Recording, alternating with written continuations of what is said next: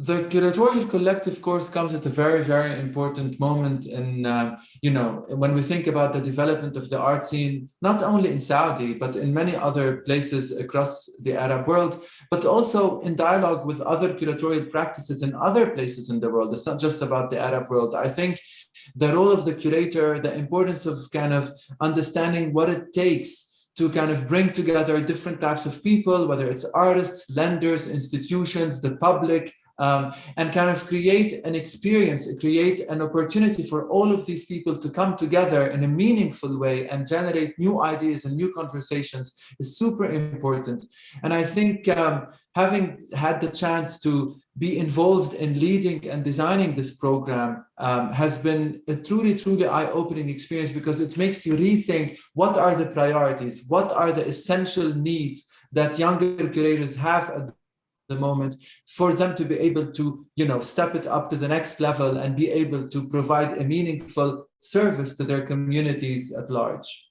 It was also one of our main goals to create first-hand experiences for the participants in the course. So I don't know how much you can actually teach curating in a very theoretical way. Of course, it is important to know art history, to know a lot of other corresponding disciplines, but I think the emphasis, and this is, I think, was a real success and a real value in the course, is to create these direct engagements with different curators and different practitioners who are sharing their personal experience of why they became a curator, how does it work, what matters to them, and how can it all maybe relate and translate into something that was really important for the participants. So what I think it is really about also is, and that is really important, is to connect young aspiring curators to established practitioners around the world, create this sort of network and this sense of community, because in the end, everybody is in a sense working towards the same goal. And this is something that we very much want to emphasize. And this is why this course was very important stepping stone in that.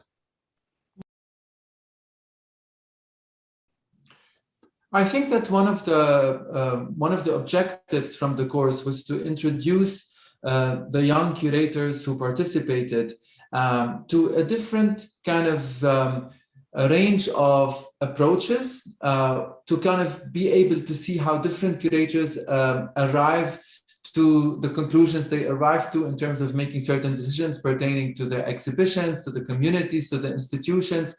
But I think also it was very important to kind of emphasize that the questions and the challenges that we face as curators in some places are not perhaps so different from the questions and challenges that other engaged curators are facing and the questions that they are asking, and that it's through this dialogue and through this encounter of minds and positions that we can inform each other to be able to be more creative in finding solutions and finding strategies to better engage our public and better kind of serve our communities.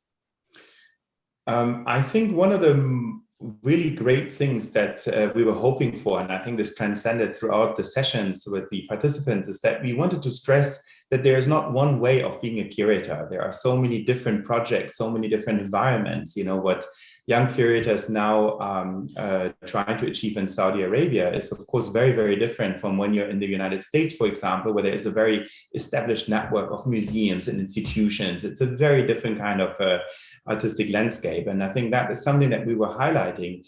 And I think really was one of the main objectives, is to rather help young curators figure out how to find their own voice and follow their guts, follow their passion, and believe in what they feel is necessary to do, instead of trying to copy something that might have worked elsewhere, but rather make them kind of aware of their own strengths and really use them. And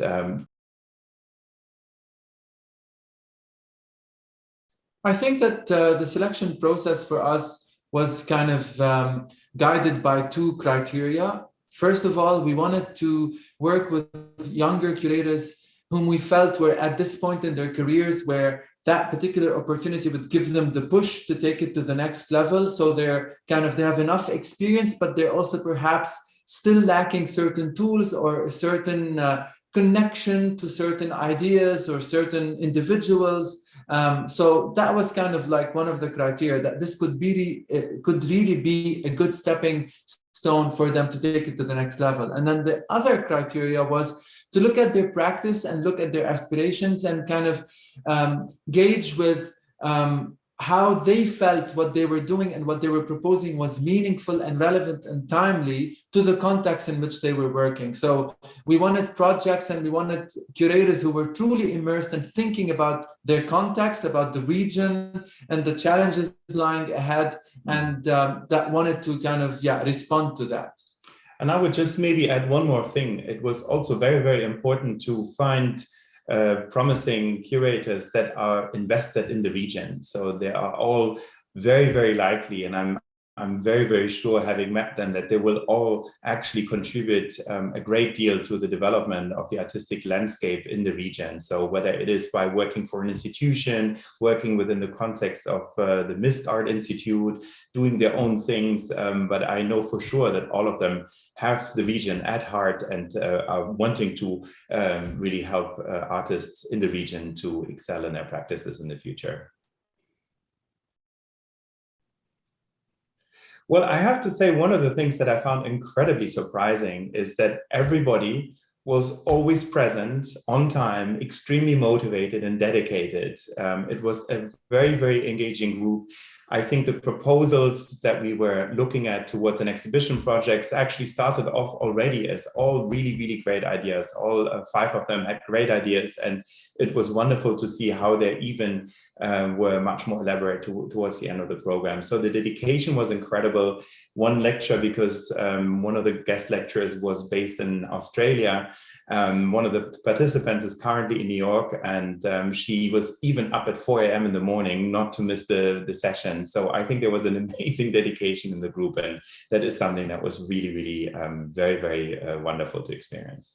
I also think that one of the great qualities, I wouldn't say surprises, it was a quality, is also the flexibility and the lack of ego in the whole process. You know, sometimes as curators, we tend to be too attached to our ideas, but then to see how they were responding to the feedback they were getting from us and the guest lecturers, and kind of reforming their thinking and remodeling the proposed projects so that they could incorporate and benefit from this conversation, was phenomenal. And there was there were no hiccups at all. And it really became more and more elaborate as the weeks went by.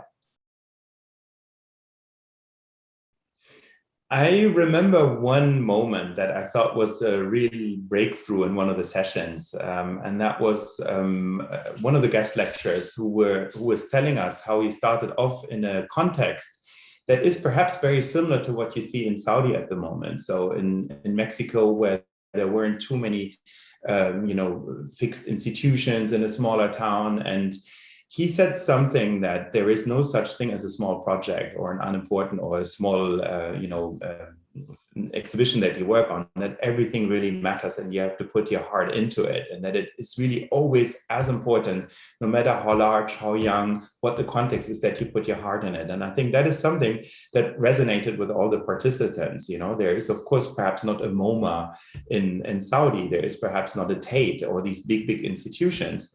But I think that's actually the beauty. And I think that realization that every curator that starts off working something, even if it is now maybe working out of a garage or doing a pop-up space or whatever that is. I know there are a lot of big projects in Saudi, but I think there will be a lot of really small artists and curator-led initiatives coming up. The believing in this power and knowing that this is just as important as if you curate a big scale event somewhere else in a big art capital, that it is just as important and perhaps even more important to the development of the art scene, but also to your own personal development in your growth as a curator. I think that was a real breakthrough moment.